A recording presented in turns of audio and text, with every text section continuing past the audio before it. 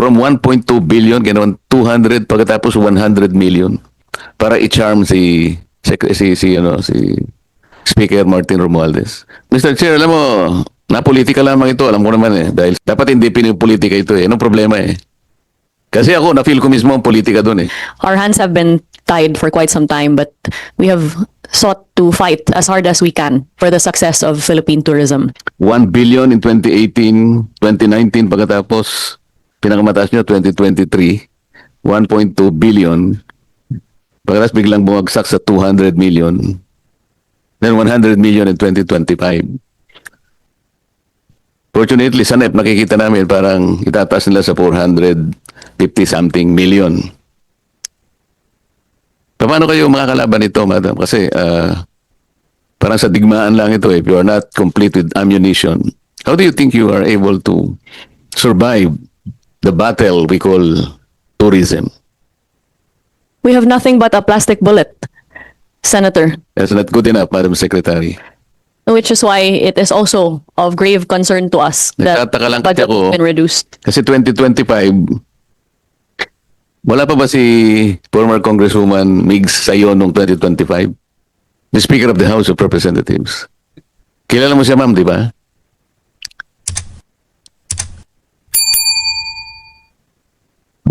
Hi, Sen, Mr. Chair, yes. No, ako si Marga Nograles. I'm the Chief Operating Officer of the Tourism. Kayo po yung butihing wife ng aking kaibigan, Caro Nograles. Kayo din po yung nagbigay sa akin ng magandang polo na dalawa. Yes, Sen. Pasensya na po, napagkamalan ko kayo po si Congresswoman Migs. Pero kahit na ganoon, kasi si Cong Carlo tsaka si Congresswoman Migs, magkakamag-anak naman kayo. Bakit hindi nagamit ni Secretary para i-charm si Speaker Martin Romualdez? Para sana itong hindi naman 100 million. Ang layo naman ito. It's less than 10% of your original appropriation para sa promotion. Promotion pa naman ito Paano nyo namang ipopromote naman ang industry? Wala bang explanation from 1.2 billion, ganoon 200 pagkatapos 100 million? What was the explanation, madam? Kasi pwedeng i-reverse ni chairman ito Pwede niyang ibalik sa 1.2 billion Sir Chair, ano? As long as you're able to justify. Mr. Chair and Senator Marcolita, first of all, I think what has become abundantly clear to us in the department is that the power of the purse lies entirely with Congress, and therefore the exercise of their discretion is beyond our control. Notwithstanding that, when I learned of the slashing of the budget, I did make my appeals and sought to have interventions and representations with the leadership in order to plead that the budget not be slashed in the manner that it was. But at the end of the day, we can only ask, and it is for them to deny. And clearly, exercising this power of the purse, the budget has fallen victim to that. I wish to clarify that it is also not Sorry to interfere. Doon po sa punto, I would just like to ask, the budget, yung pong pinapoint out ni Senator Marcolita, 2025 secretaries, 100 million. That's But correct. the NEP of this was about 500 million.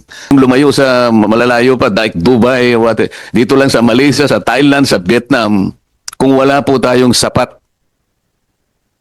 na perang gagamitin para lumaban tayo, you're merely spinning wheels.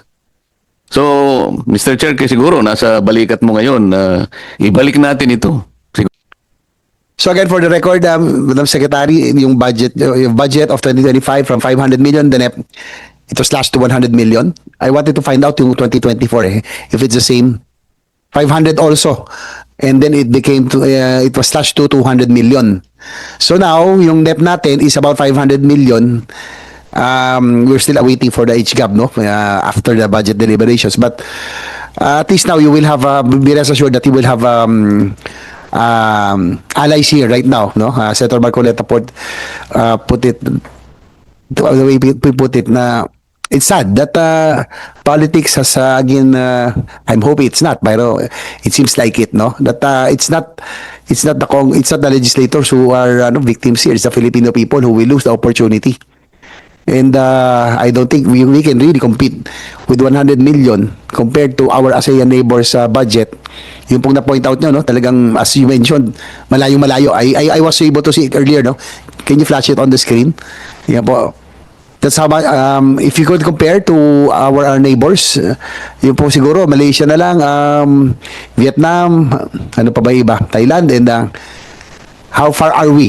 Para so that the committee will just be on record. We will have an idea as to what kind of budget the Department of Tourism is working on right now.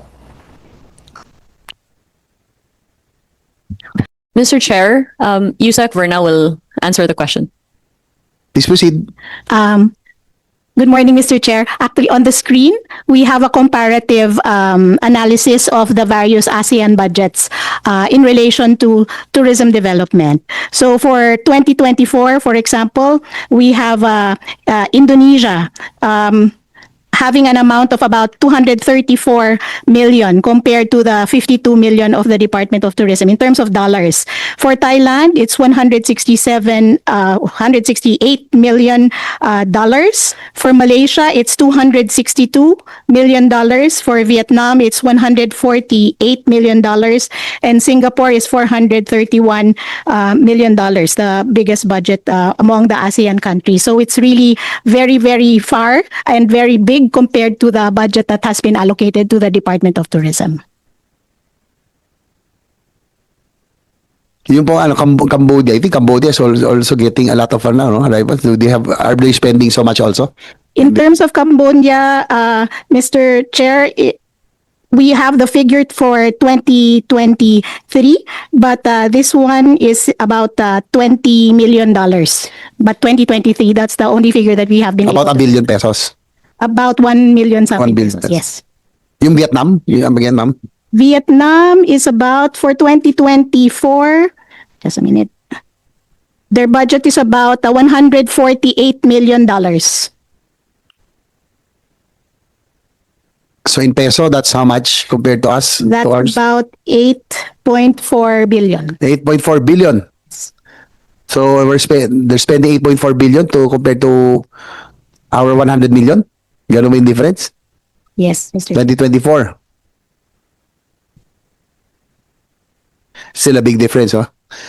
Anyway, probably budget season is coming up soon. Probably if we can have another presentation, having a matrix comparison, kung maganda ito makita nila.